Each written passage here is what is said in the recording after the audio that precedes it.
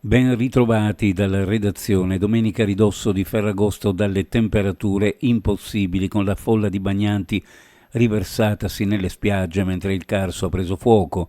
Domenica mattina nell'area dell'Isert, ben al di sotto della ferrovia, una porzione di bosco è stata avvolta dalle fiamme, il fumo ad elevarsi prossimamente tanto da essere visibile dai litorali monfalconesi ma anche da Duino a Sistiana. Rispetto alla strada regionale 14, l'incendio si è concentrato nel tratto tra il confine est di Monfalcone, la zona industriale e i cantieri velici in linea d'aria non così lontani, mentre verso Duino Urisina di fatto pochi passi dalla cartiera, un unico punto di fuoco distante però dalla linea ferroviaria sovrastante come pure dall'autostrada.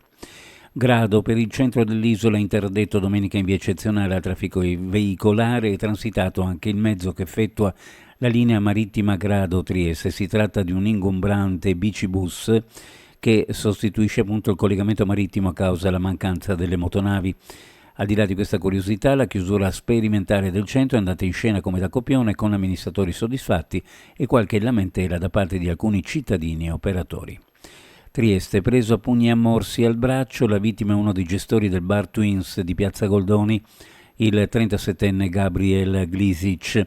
È stato aggredito all'interno del suo locale nel pomeriggio di ieri da un quarantenne ubriaco.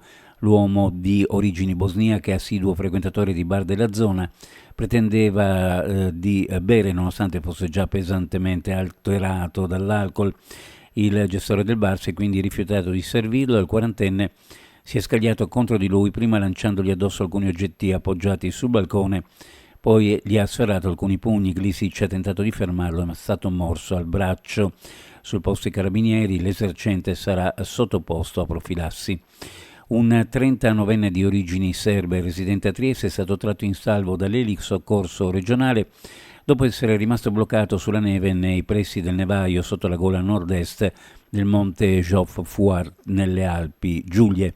L'uomo aveva percorso tutto il sentiero Chersi partendo dal bivacco Mazzeni e valicato Sellan Boy per dirigersi alla gola, ma al culmine del nevaio è rimasto bloccato sulla neve dura e scivolosa, non avendo il seguito a ramponi o picozza. Dopo il recupero dell'elisoccorso, il 39enne è stato lasciato al campo base presso la locanda Montasio per rientrare con mezzi propri.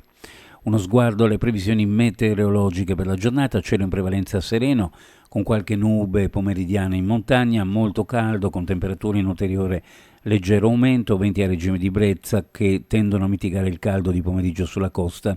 Temperature minime in pianura fra 21 e 24, le massime fra 35 e 38, sulla costa minima fra 24 e 27, le massime fra 31 e 34 gradi centigradi. Previsioni a cura di ARPA e FVG Meteo. Ed è tutto per il momento con l'informazione, grazie per averci seguito, a più tardi.